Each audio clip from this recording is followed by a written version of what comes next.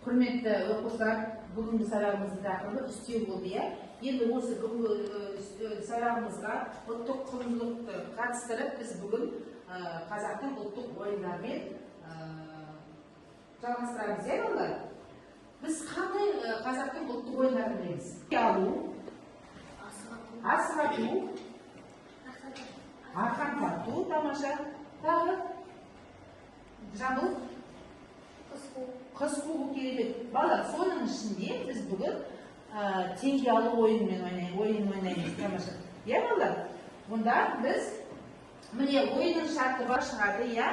Мына жерде теңге жатыр, иә? Теңге міне. Осы теңгені қазір мен әуен жүргізіп қоям, иә? Әсем әуен жүргізіп қоям.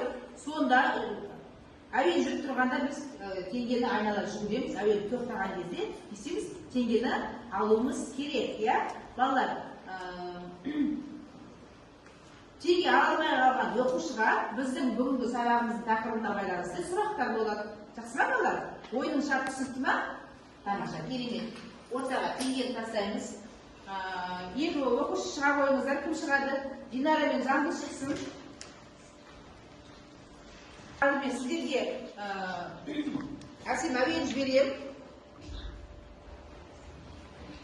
Әуен жібергенде бастаймыз, иә балалар? Бір жаққа жүгіреміз.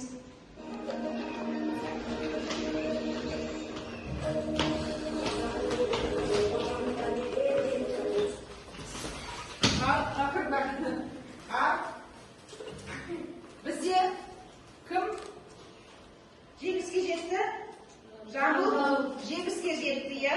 Ал Динараға міне сұрақ қоямыз, иә? Динараның теңгелерден бір сұрақты ала қой. Жауап бер. Сұрағы.